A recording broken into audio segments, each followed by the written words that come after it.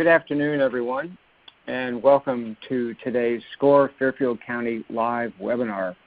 Today, the topic is digital marketing, optimizing digital images with a strong do-it-yourself kind of flavor. I'm Steve Smith, the webinar coordinator, as well as a business mentor at SCORE in Fairfield County, and I'll be your host. Today, our presenter is Budley Freund, and I'll give you more about Bud in just a moment. I think some of you know Budley already quite well. Let me tell you a little bit about SCORE. A lot of you, I recognize your names. You've heard this before, so I'm going to go through it fairly rapidly. And we're starting a few minutes early for reasons that will become clear in a minute. But SCORE is a national organization of over 320 offices and 11,000 volunteers. We were started in the mid-'60s. We're a part of the Small Business Administration of the U.S. government. In Fairfield County, one of the best performing chapters in the country, I might add.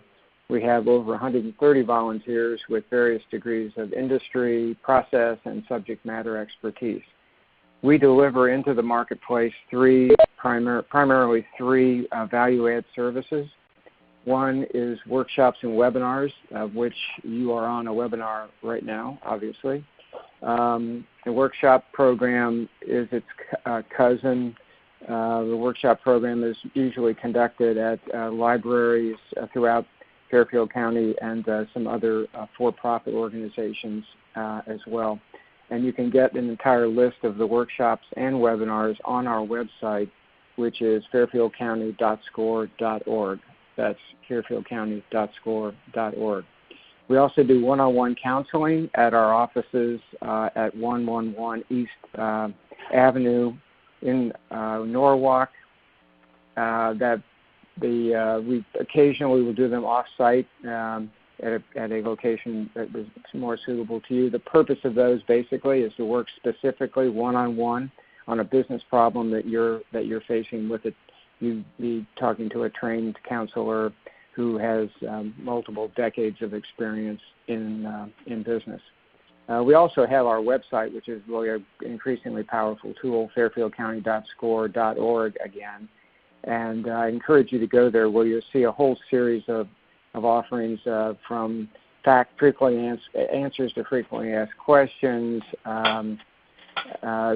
information about starting a new business and things of that nature, as well as a full list of the services that we offer. So that's a little bit about SCORE Fairfield County, and I'll just tell you right now, our next webinar is in 2 weeks. We do those every 2 weeks, and the subject will be maximizing Google keyword search, which is a topic that everybody seems to want to know about, and it's all very popular workshop and webinar for us. Again, you'll see the details on it at fairfieldcounty.score.org, but you've probably already gotten one reminder about the workshop, and you'll get another one 3 days, and then one prior to it, the day prior to it. So I just wanted to say one other thing. I say this now because it's becoming increasingly popular, is our Simple Steps for Starting Your Business program. We do 3 or 4 of these five workshop series a year, and the next one is starting on September 6th. These are really, really valuable for somebody who's got a great idea, wants to get started with their business, and just is having trouble understanding how to get started. And these, again, September 6th, it'll be at the Marone Hotel in Danbury. We also have a Spanish speaker Simple Steps coming up on 9/13. Again, go to the website. You'll find out all the details about this. Now, the most frequently asked question about these webinars is this being recorded? Answer, yes, this is being recorded. And by the way, we'll be concluding today at 12:50, not 1 o'clock. It will be recorded and will be available again on our website where you'll click through to YouTube. It'll be available by the end of the day.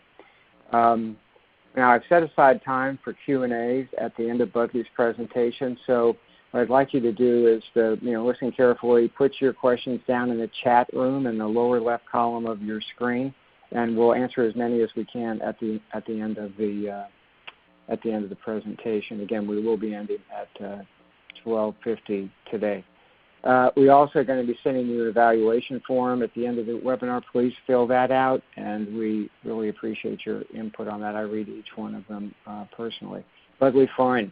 Budley is a multifaceted guy, I have to say.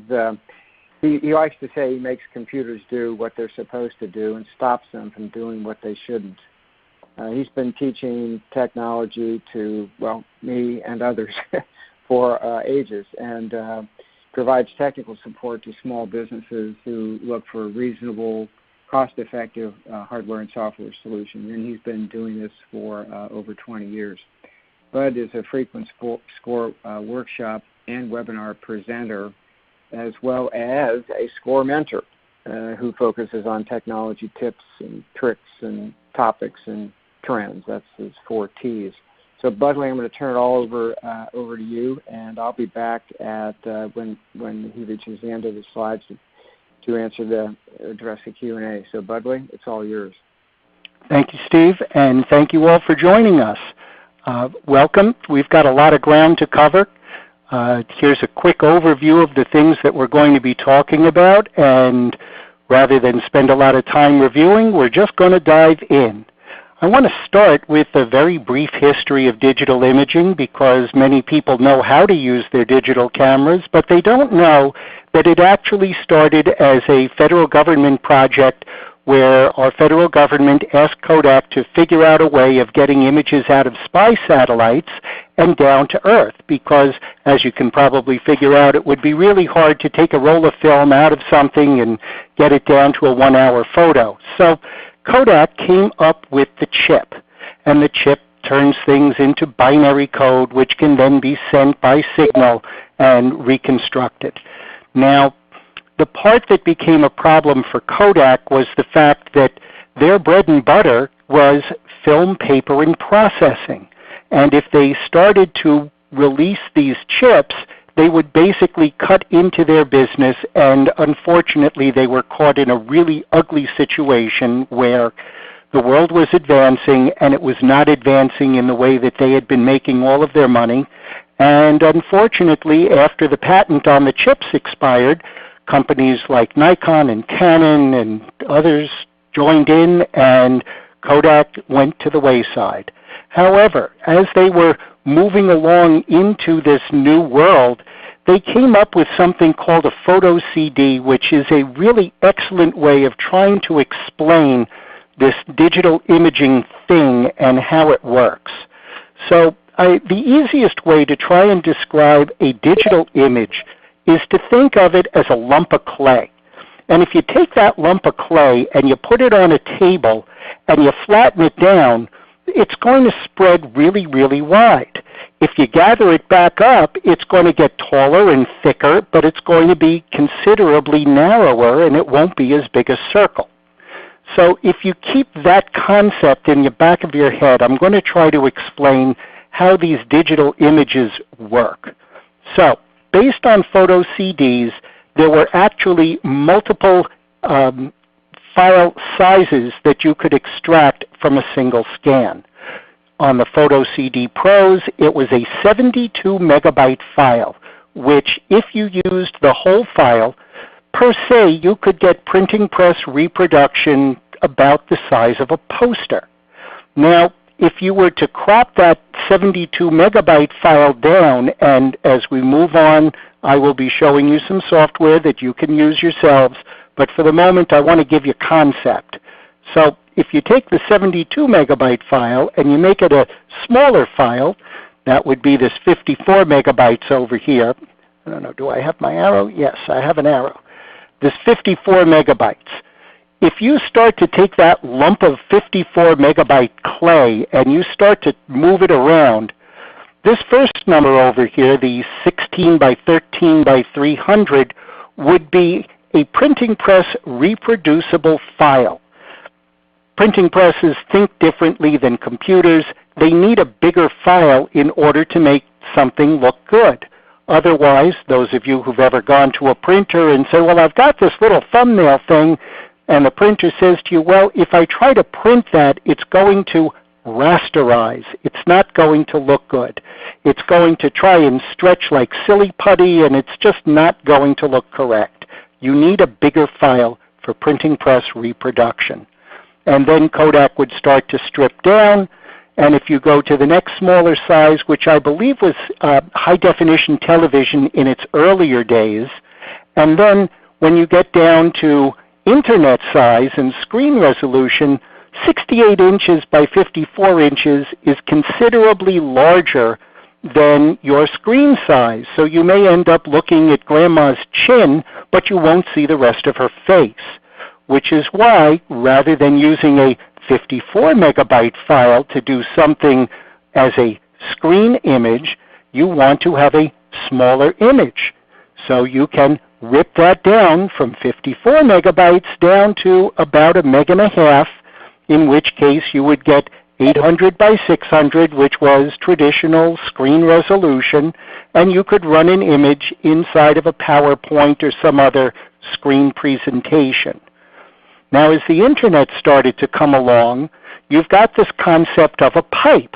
Think of a pipe. If you have a pipe that's the size of a garden hose, there's just so much water you can push through it. If you have a pipe that's the size of a sewer pipe, you can push a lot of water through that. And with the internet, in its early days, it was more like a garden hose than a sewer pipe. So the smaller the file, the faster it would move. So we will go through this a little later on, but for images going on the internet, smaller is better. For images going into print, larger is better. Those are the two general concepts. So there's lots of different file formats, and all of these digital images are made up of dots, and they're made up on screen of red, green, and blue dots, RGB, which in the old days of cathode ray tubes, those were the three guns that were throwing an image onto your screen. Now it's like tiny filaments, and there's a red, green, and blue filament that makes up every single dot. But let's talk about file formats for just a moment over here, because if you think of each of these red, green, and blues as a channel, which is the official Photoshop word for each one of those colors, if you start with a grayscale image, you only have one channel, very small file. If you go to red, green, blue, now you're going to have a file that's got two additional channels, and therefore the file gets larger, color as well. CMYK is the world of printing press reproduction. Cyan, magenta, yellow, and what's called key or black. And CMYK are the four colors of a four-color printing press. And when you take that sheet of paper in traditional printing, you are literally running it through four different printing machines, and the finesse of a printer is their ability to keep everything in registration and not look like a bad baseball card, which was, if my memory is correct, those were highly valuable because generally people didn't make mistakes on these printings. But CMYK now becomes four channels, again, a bigger file. NTSC, in the early days of digital imaging, was the file format of television. And not doing much in television these days, I'm not sure if that is still a file format or not, but if you were to send an RGB file to a television station, they will be able to get it onto television, and again, they'll be able to make the colors look correct. So those are the different file channels that you would have.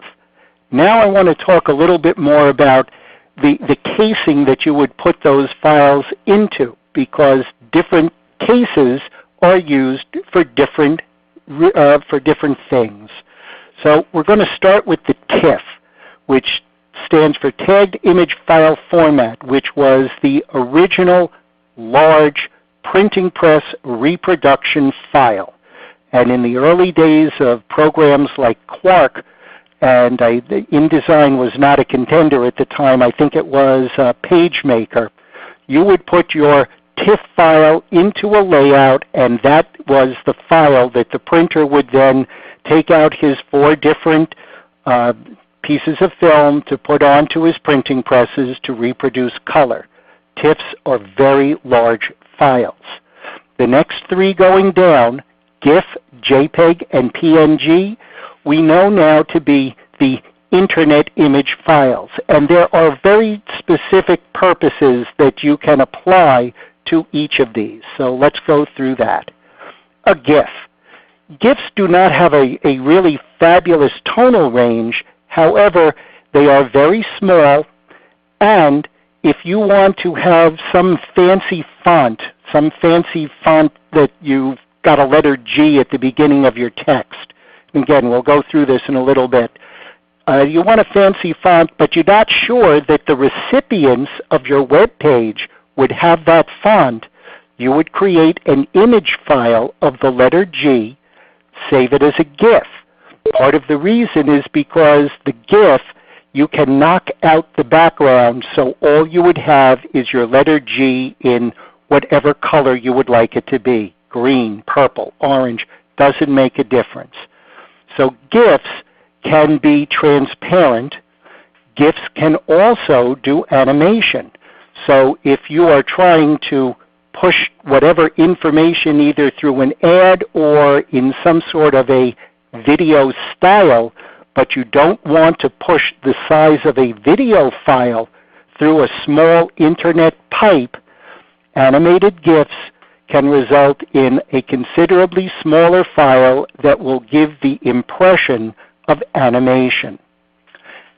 JPEGs are the beginning of that very pretty tonal range of images, and depending upon how large a JPEG you have, you are going to be able to start to see rasterization if you keep stripping out the pixels, the dots, or you'll have a really pretty looking image. And again, we'll go through this in just a little bit. PNGs are pretty much the best of both worlds now. You can have transparency in a PNG. So if you had a person against a green background, you could remove your green background and have your person basically floating on your page. Or a product could float on your page. PNGs allow you to do that, as well as have a really rich tonal range. PSDs are the native format of Adobe Photoshop, which is the great-granddaddy of image editing on both Macintosh and PCs. Photoshop is now up to version 19, and it's been around a really long time, and it's become a de facto standard. There is compression to PSDs. It is lossless compression. PICTs are similar in concept to TIFFs in that there's no loss of image, and they were actually the image files of very early Apple computers. RAW format. Many of you using digital cameras now will see RAW. I recommend shooting in RAW because as a mathematical computation, it allows you to gather as much information as the camera lens and the camera chip can obtain for you. However, once you've gotten this RAW file format, you are going to need some sort of a translator to get it out of either the Nikon RAW format or the Canon RAW format and get it into a file format that Photoshop will then be able to understand and manipulate. So I recommend shooting, but you're also going to need to either download a specific program that would open the RAW file and then save in a different format, or you would need a plugin for Adobe Photoshop.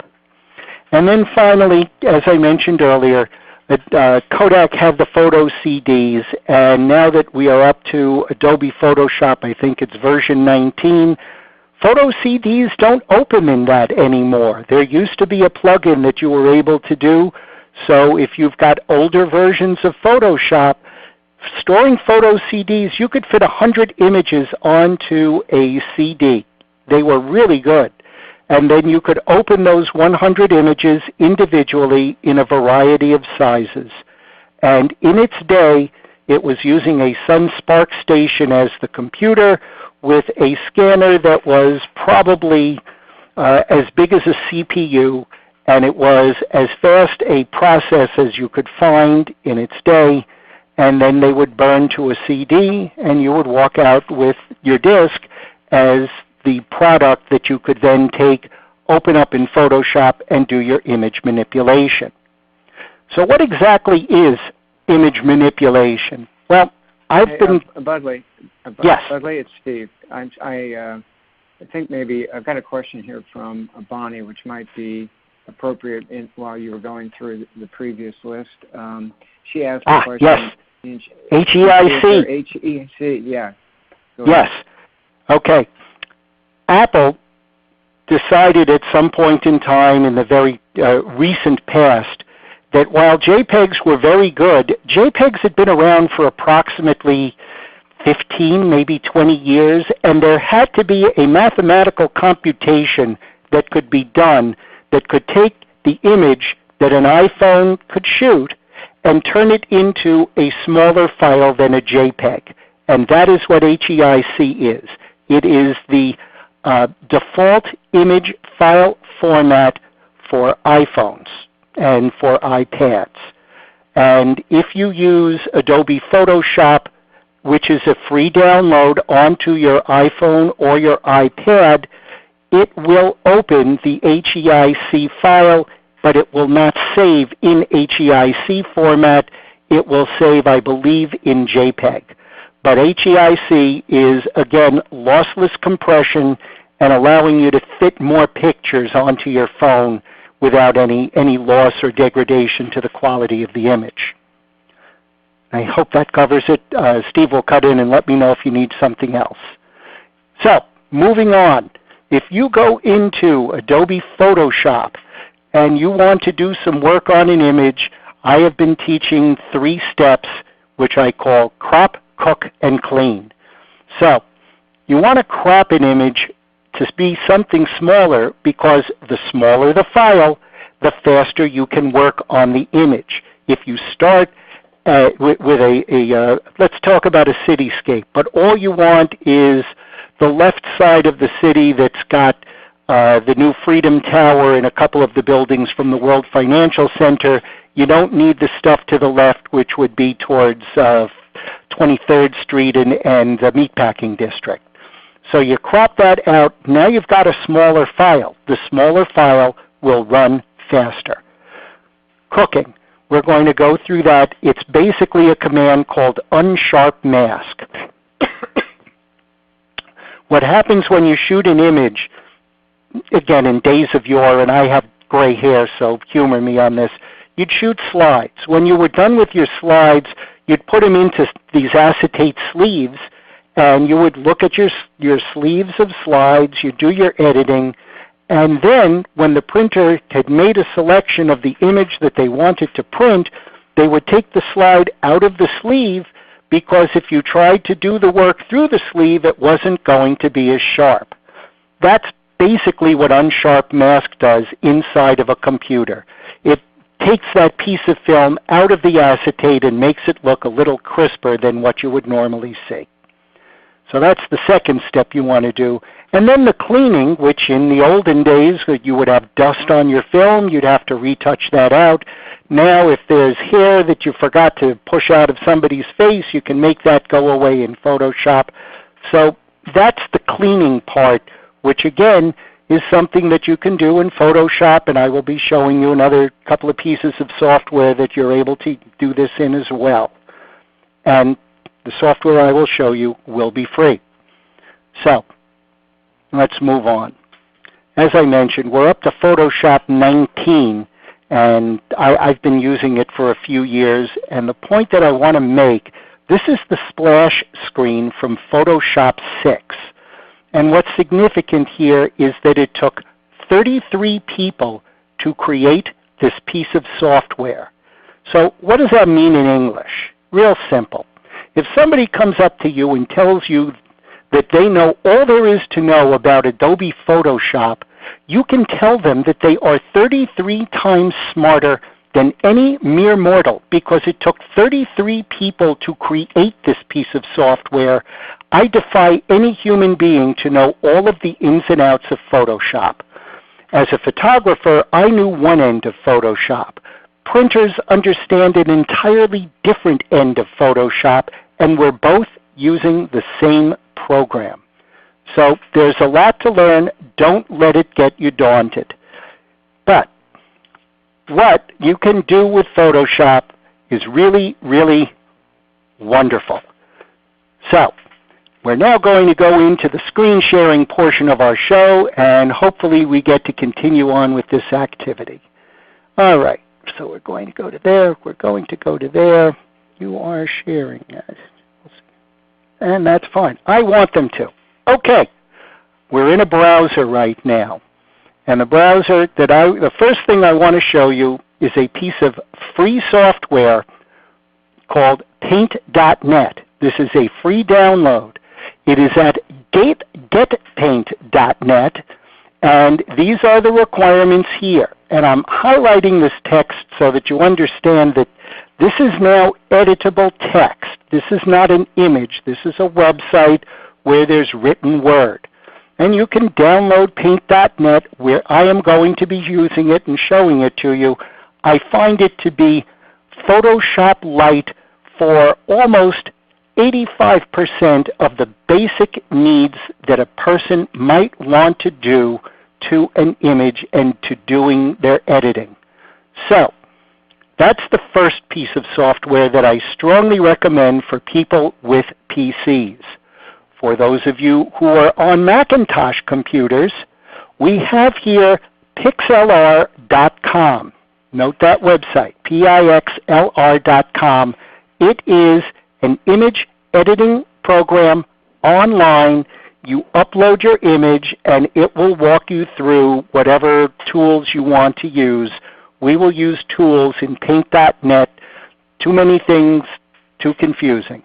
So this is a second choice. This is a choice for people who are on Apple computers because paint.net will not run on an Apple computer. One other item that I want to recommend is something called PicPic, which is, and I want you to just make a note of this V icon picture right up here by my cursor. PicPic allows you to make screenshots of specific areas of a screen. So hopefully everybody is watching this. You can go into screen capture. You can go pick a region. It will tell you exactly where you're going to be. You can select your area that you want, and you've gathered an image. This is now an image. This is no longer editable text. So I want to go backwards here. Here it's editable text. Alt-Tab. This is now an image. You would have to edit this entire thing in order to do any kind of alteration to the text here. And you can save in both JPEG and PNG file formats, and there are a number of different settings. This is a great piece of free software. I strongly recommend it. Okay, moving on. We've covered paint.net, PC-based, PicPic, which is also PC-based, Photo Editor, and then our last fellow is our SCORE website, which is talking about this webinar we're doing today. And again, over here, we've got editable text, okay? Now, I wanted to just take this corner of image right around here, and whether I just wanted the image for myself or what have you, this is what you would be able to do with image editing software. So you could do that crop with PicPic. I've already done that as a screenshot, and now I've got it in paint.net. Okay? Now, paint.net has a number of different file tools that you're able to work with. This is the toolbar over here, which allows you to do a whole slew of edits onto your image. This is your color palette, which would allow you to paint in any variety of different colors as you request. This wonderful feature over here called History actually gives you a new lease on life. You can go 8, 10, 12, 14 steps into an image, and if you go, oh, I made a mistake, you can go backwards and you can start over. It is one of the wonderful features. It's like the undo command inside of word processing or inside of an Excel spreadsheet. And then there are layers. Layers, think of layers like a book. You can put a layer on top of another layer. You can put a layer underneath a layer.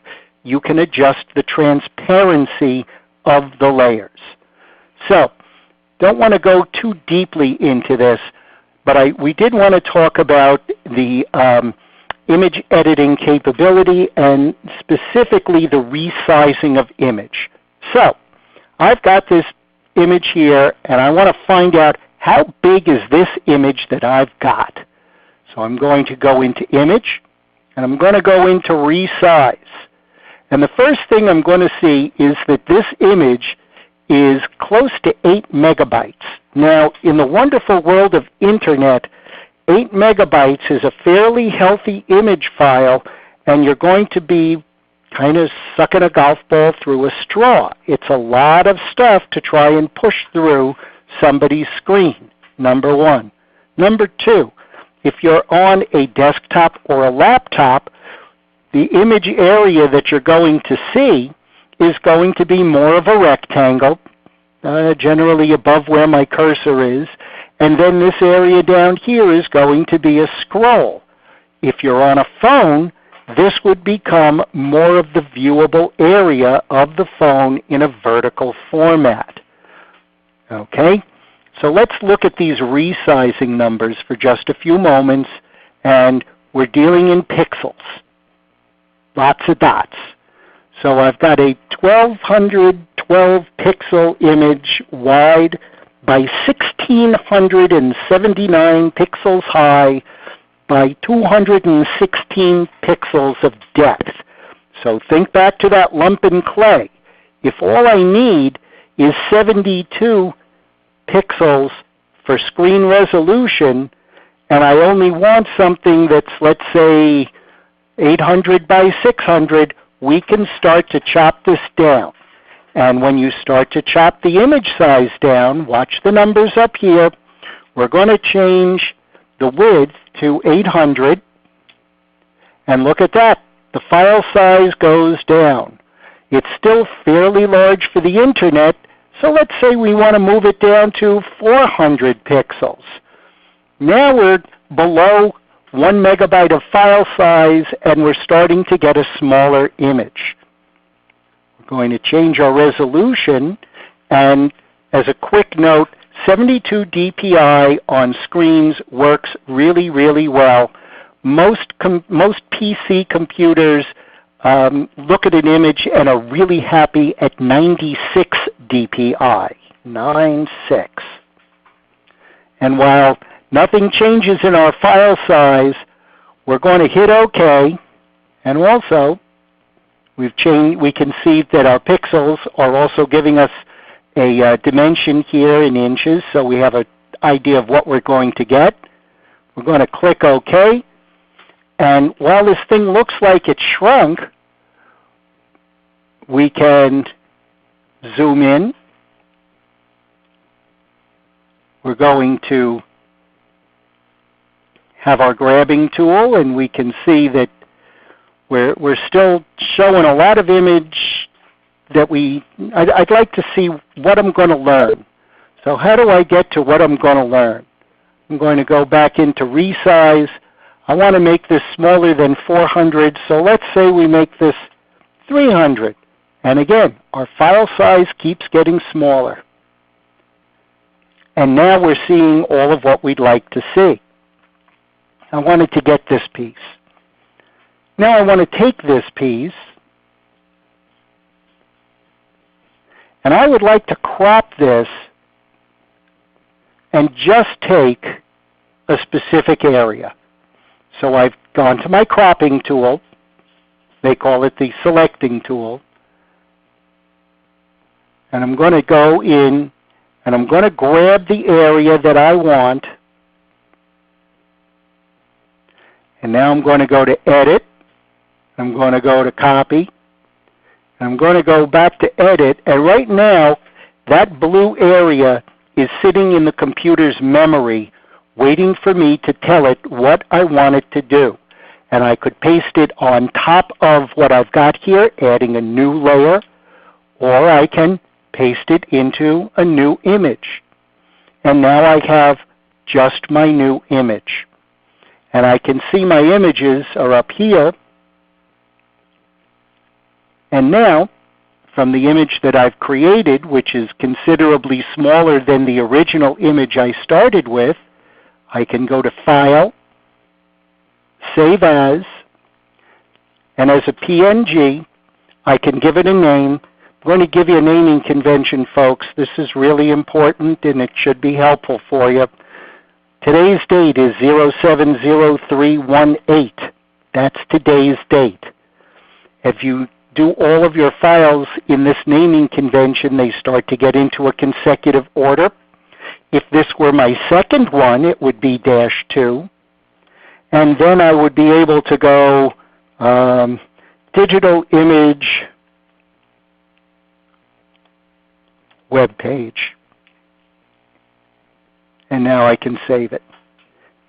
And now I can get a couple of choices as to how I want this image to be saved. I'm going to cancel because I'd like to show you about JPEGs as well. So we're going to cancel. We're going to go back to File. We're going to go to Save As. And now, instead of a JPEG, look at that, we've got other choices. We're going to go to a JPEG.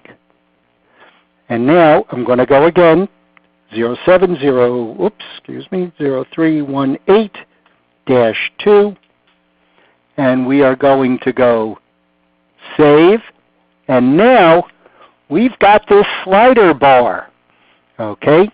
As a JPEG, I've created a 57K image. That's pretty tiny. That will travel through the pipe of the internet very quickly. That's what these making files smaller are all about. The people who do your web design work, this is what they are doing on your web page for you. And as you dial this down, your file gets even smaller.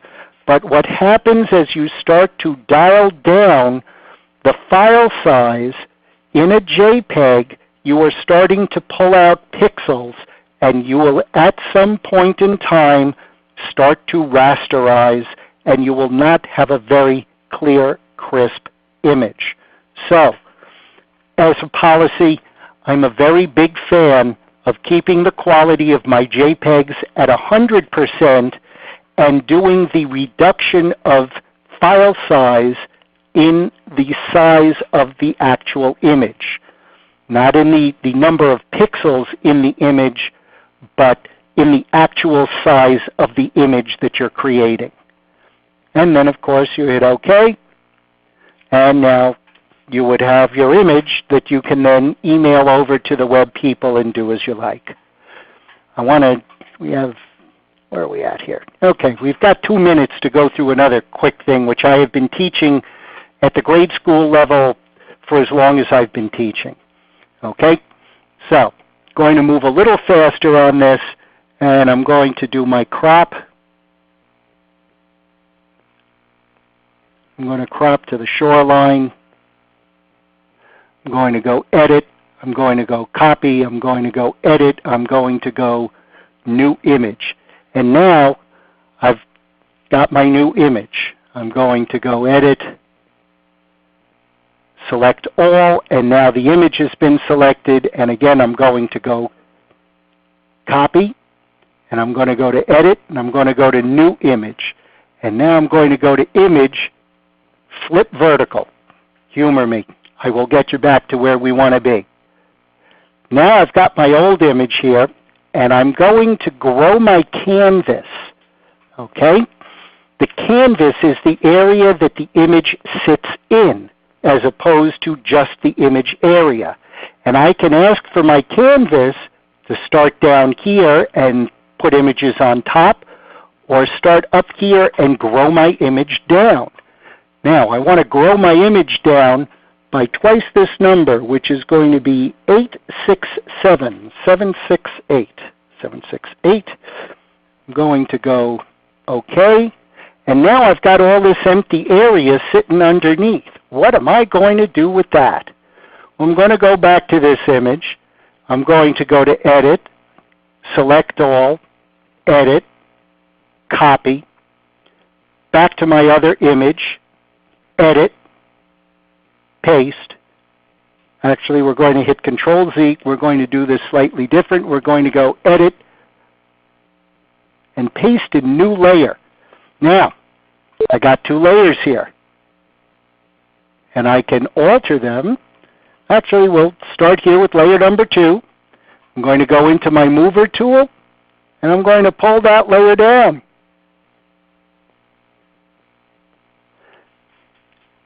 And now I'm going to go into my adjustments.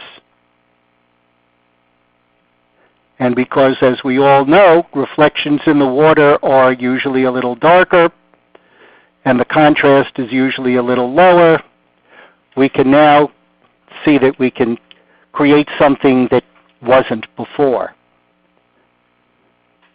Now, I'm going to go back into my layer number 1, and I'm going to do a very brief thing on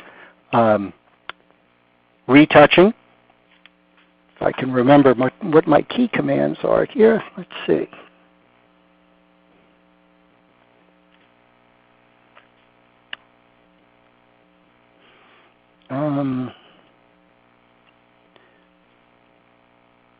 There we are.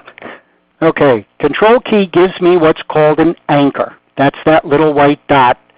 And I want to make my brush width a little larger than that little white dot. Now it's a pulsing circle. Okay, we're actually going to start that up here, and I will show you why in just a moment. I'm going to do my anchor click, and now I'm going to take, am I retouching here? Turned off one of my layers. There we go. There we are. And now you're retouching. And if it wasn't too good, then you can go backwards and you can restore your history and you can redo it however you want. Turn your other layer back on. So, before we get too far and too confused, I think we're going to stop there. I'm going to stop my screen sharing. Let me first go back into my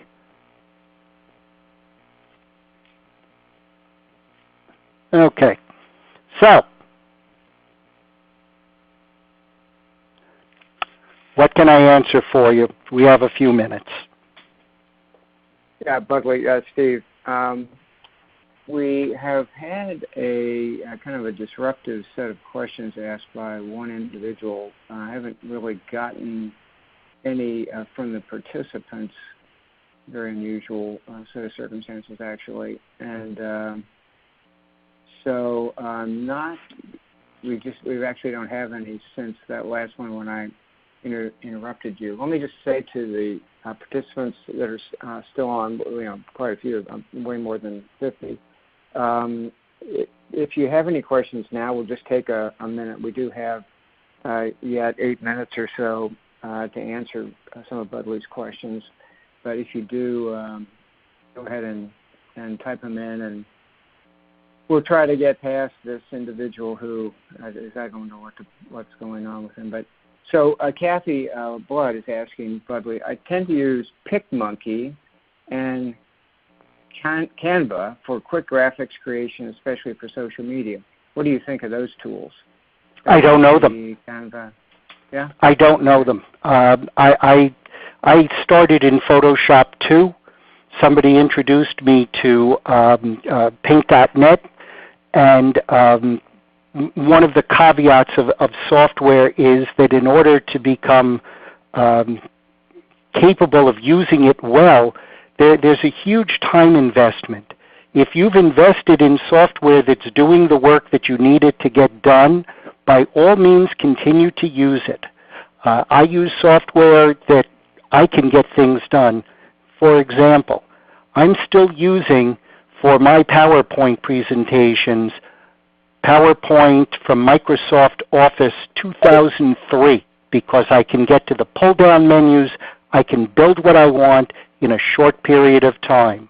Office 365, I can't find anything.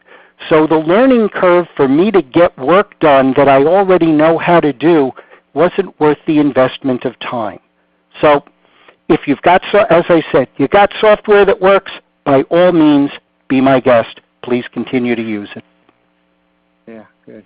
Hey, so here's another one from Adrian Timms. What's the best resolution for a photo as background to fill a PowerPoint slide? Oh, Buckley, we've been over this a couple of times in our own, just in this webinar. So she says for projection on a big screen, which maybe is a little different answer, but have a go at that one. Generally speaking, when I take my laptop and I plug it into an HDMI projector or an RGB projector, whatever screen resolution I've got, whether it's 1024-768 or 1600, whatever it is, those projectors are working at 800 by 600, and they're doing that transposing between the wire and the machine that's throwing the image onto the screen, that projector. Generally speaking, if you're at 1024 by 768 for a background, at, as I said, either 72 dpi or 96, what happens is the bigger your files, the larger your PowerPoint's going to be. And as the computer is trying to think it out and churn it and project it, it's going to run smaller. Leaner and meaner is better. All right. I got another one here from Bonnie again. Thank you very much, and very informative information you gave me on tools to use. If we have these tools, the ones you've been talking about, Budley, is there still a benefit to purchase Adobe Premiere, etc., those kind of upscale products? Well, Adobe Premiere is going to be video editing. Adobe Photoshop, again, if you can get the work that you need done in a free piece of software, and for the majority of the world, there isn't a large image editing requirement. However, for people who are serious professionals about image creation, the adjustments that Adobe Photoshop provides, they're really good. And in the Creative Cloud format process, whatever you want to call it now, it's a monthly fee of, I think, $10 a month. They hit your credit card, and they will provide you with the most current software on a regular, ongoing basis. It's terrific. I grew up in Photoshop. I use Photoshop very regularly, not as often as I used to as a photographer, but I still, for real quick, got to get this done, I go into Paint.net because it opens a little faster. I know where all of the pull-down menus are, and unfortunately for those of us who get old and in the way, a lot of the work that you want to do, you just want to get it done. I don't want to relearn how to do the work. I know how to do the work. I just want to finish it. So whatever you pick, stick with it. If it does what you need it to do, that's terrific. Yeah, good. Good answer. All right, I know we got to run here. We do have 2 more minutes, and I'm just going to answer this final question from Bonnie, who said it's a $64,000 question, actually. I'm dating myself with that analogy, but anyway, she said, digital marketing, what's the best strategy or strategies? Now, first off, Bonnie, let me answer partially. Again, this is Steve Smith. If you go to score.fairfieldcounty.org and look under the webinar archives, you'll find that we've done several webinars on digital marketing, and I would encourage you to listen to and watch those, and to get different people's, different experts' perspectives that we've had in over the last 12 months. So, Budley, if you've had a chance to think about that question and have something to add, go ahead, give a go, and then we'll close it down. Two answers. The first one, I'm going to agree with Steve that we've done digital marketing in a variety of shapes and colors, number one. Number two, if you are following the news currently, the rules of marketing are about to change dramatically. California just passed a law which takes effect in 2020 as to how you can market to people.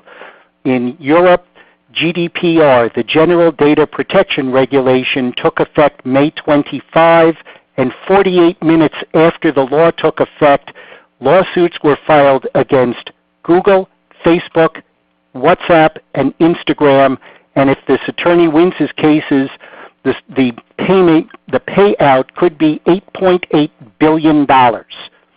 On August 7, I will be back with my associate, Ed Winslow, and we will be talking about GDPR and digital marketing. How's that for a plug, Steve? And yeah, Ed is an SEO wizard, and he will be talking about the SEO end. I will be talking about what the requirements of GDPR will be and are, and I'd urge you to come back and join us on the 7th, and you'll hear more about digital marketing and what's going to be, quote-unquote, best practices. Yeah, great, exactly. Well, that's a perfect plug and a way to thank everybody for being here today.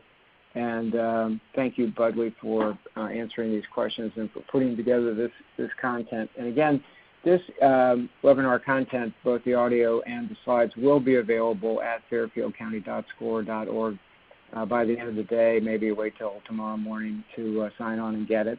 Also, our next webinar is in 2 weeks on the 17th of July, where the topic will be SEO and Google keyword search. And we encourage you to join that, and you'll get a little bit more on digital marketing actually as well. So, Budley, thank you. Everybody out there, visit our website, and have a nice day, everybody. And if you're in the Northeast, well, actually, I understand the whole eastern side of the country is in a heat wave, so stay cool and happy 4th of July. Thank you very much. Goodbye.